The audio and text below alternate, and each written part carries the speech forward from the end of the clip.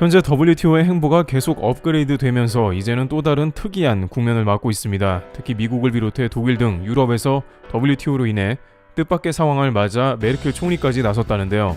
일각에서는 WTO에서 제기되는 일들이 나비 효과가 생겨 전 세계적인 논란이 된다는 의견도 나오고 있습니다. 현재 WTO에서 진행되는 일이 무엇이며 어떠한 논란거리가 생겨나는지 살펴보도록 하겠습니다. 우선 WTO가 하는 국제기구로서 하는 다양한 중재자적인 일들은 필요하며 한국도 지금까지 많은 도움을 받았습니다.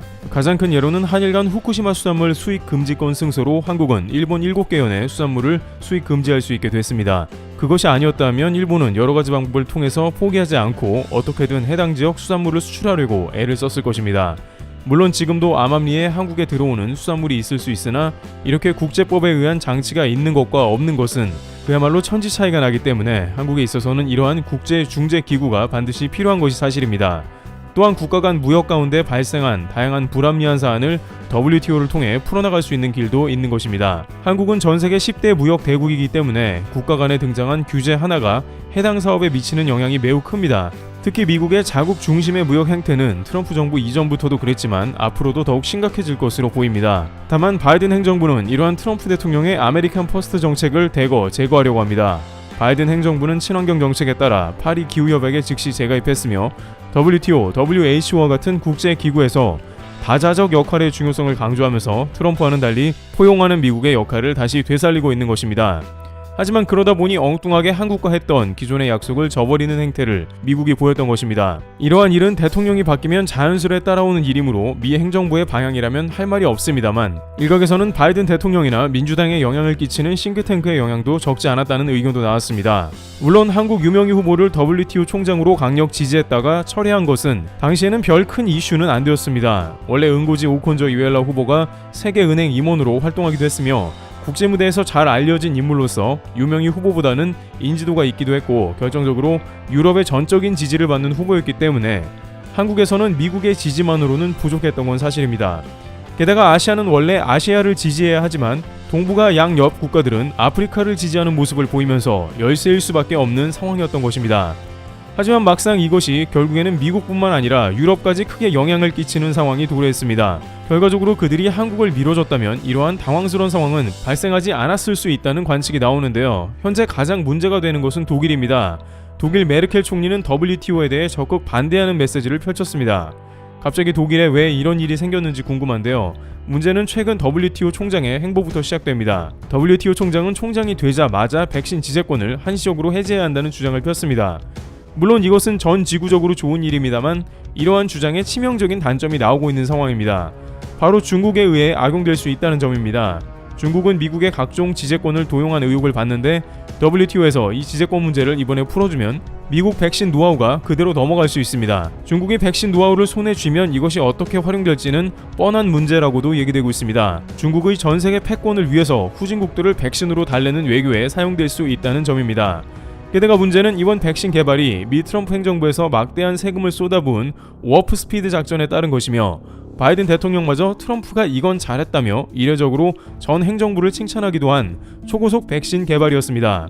그런데 바이든 대통령은 이렇게 어렵게 개발된 백신에 뜻밖의 WTO 지지 선언을 해버렸습니다.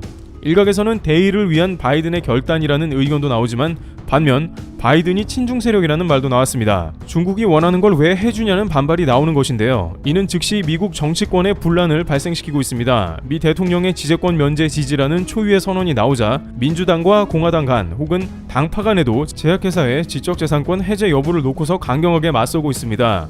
미국 제약회사들이 우려하는 것은 백신 제조법을 공개하는 특허를 풀어주는 게 문제가 아니고 이에 더해 생산 비법인 제조 기술까지 공개해야 하는 극단적인 상황이 오는 것입니다. 제조 기술을 공개해야만 전 세계에서 백신을 대량으로 생산할 수 있기 때문입니다.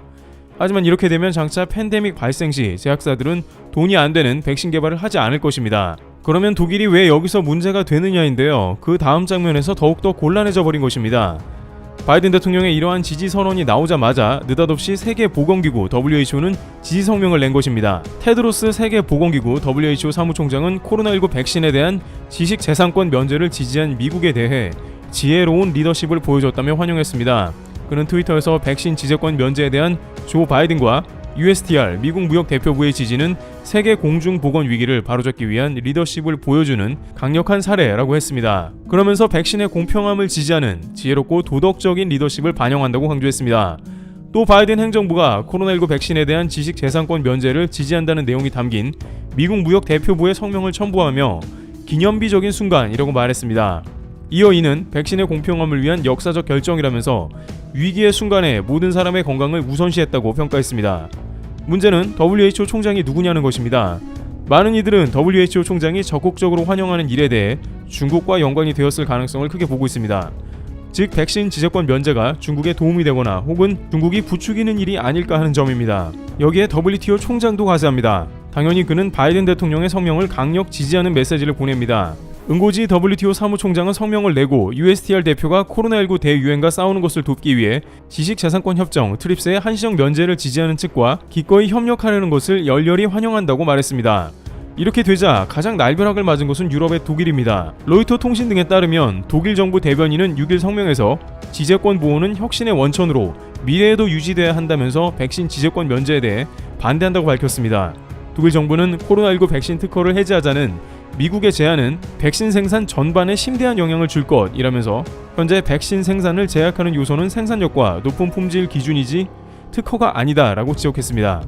유럽연합을 주도하는 국가인 독일이 반대 입장을 표명한 상황인 것이죠. 유럽 최대 경제 대국인 독일에는 미국 제약사 화이자와 함께 mRNA 코로나19 백신을 개발한 생명공학기업 바이오엔테크가 있습니다. 영국 가디언지는 독일이 백신 지재권 면제에 반대한다면서 미국 바이든 행정부 출범 후 처음으로 양국 간에 심각한 균열이 드러났다고 평가했습니다. 가디언은 이번 일로 인해 양국이 속한 주요 7개국 G7 관계가 틀어지고 세계무역기구 WTO에서의 논의가 장기간 교착 상태에 빠질 우려가 있다고 전망했습니다.